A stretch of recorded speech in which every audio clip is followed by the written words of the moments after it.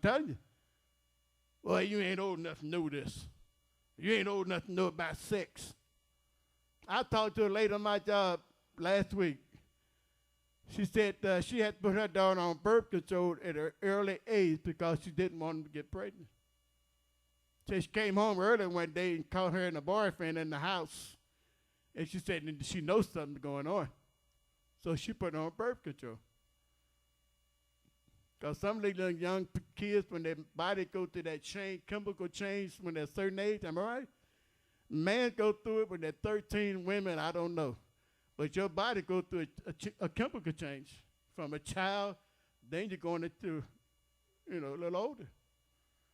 Girls start coming on their menstruation at a certain age, that body going through a change. And the kid got to understand that. What's happening here? That mommy got taught, though, you ain't supposed to know that. You don't know that. Don't ask me no questions. So they pick up what they learn where? Out on the street. Out on the street. If mom and daddy would teach their children not to have sex out of wedlock, they'd know better when they get out there in the streets. Don't let no man touch you, and you ain't supposed to be doing this. Am I right? If you don't teach them that, they're going to learn that out there in the street. Peer pressure. They don't want their friends to call them square. I can tell y'all some things that blow your mind.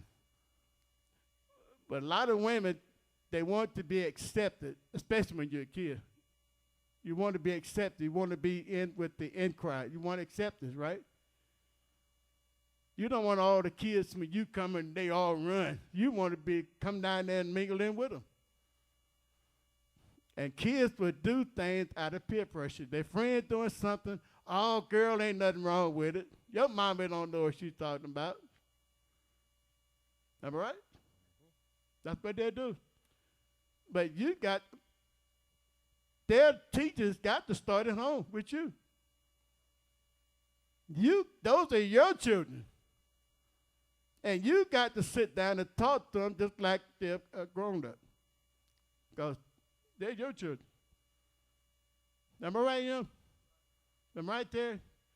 Those are your children. You got to train them, or they're going to learn whatever they learned out there in the street.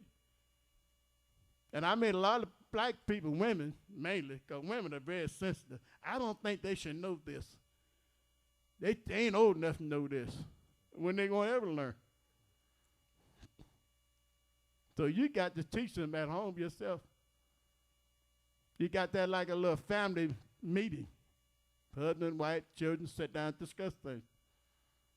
Tell them about good things, bad things, evil things, whatever. And you teach them you don't want to be an idiot. An idiot is a bad thing. You want to be smart. That's being wise.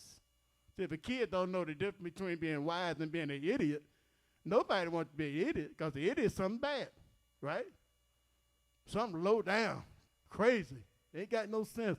So you teach a child the difference between being wise and being an idiot, they don't want to be an idiot. Because all kids want to be smart, am I right? Am I right? They want to be recognized as being wise and smart, not stupid. So it all begins at home with the parents.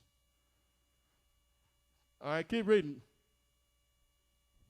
Jeremiah chapter Now 9. go back up there. 8 verse. Start the 8 verse. Jeremiah chapter 9, verse 8. Jeremiah 9 and 8. Their tongue is as an arrow that's shot out. It speaketh deceit.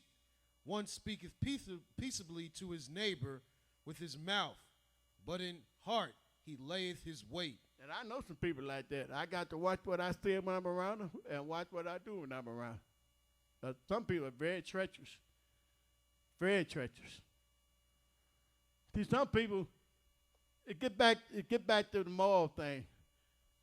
When you got morals, you're supposed to hate evil because you're supposed to be decent. Am I right? Some people don't feel uncomfortable when they violate the law.